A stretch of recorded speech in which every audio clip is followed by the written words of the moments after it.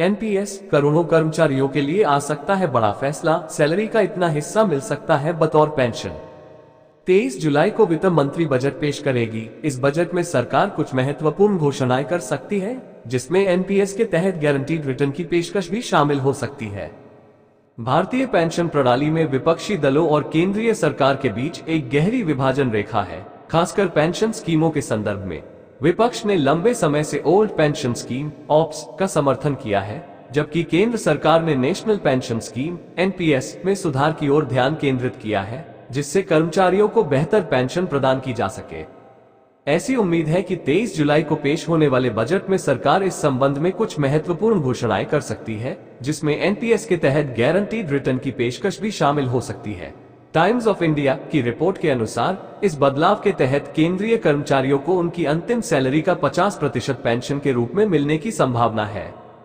Ops बनाम NPS एक गहन विश्लेषण ओल्ड पेंशन स्कीम, जो कि एक परिभाषित लाभ योजना है, के तहत कर्मचारियों को उनकी अंतिम सैलरी का 50% पेंशन के रूप में मिलता है, बिना किसी व्यक्तिगत योगदान के। दूसरी ओर एनपीएस एक परिभाषित योगदान योजना है, जहां कर्मचारी और सरकार दोनों का निवेश होता है और रिटर्न बाजार के प्रदर्शन पर निर्भर करता है।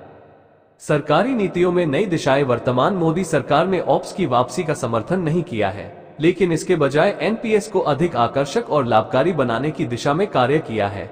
2023 में वित्त सचिव टीवी सोमनाथन की अध्यक्षता में गठित समिति का मुख्य उद्देश्य यही था।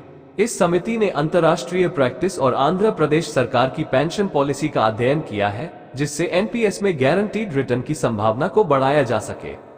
बजट 2023 की उम्मीद की जा रही है कि 23 जुलाई को पेश होने वाले बजट में सरकार एनपीएस में महत्वपूर्ण सुधारों की घोषणा करेगी, जिसमें कर्मचारियों को उनकी अंतिम सैलरी का 50% तक पेंशन के रूप में मिलने की संभावना शामिल है।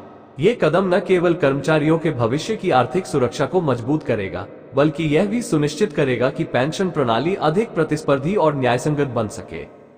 विपक्ष और सरकार के बीच तनाव। विपक्षी दलों की कई राज्य सरकारों ने ऑप्स को फिर से लागू करने की दिशा में कदम उठाए हैं, जिससे केंद्र और राज्यों के बीच में एक राजनीतिक विभाजन और स्पष्ट हुआ है।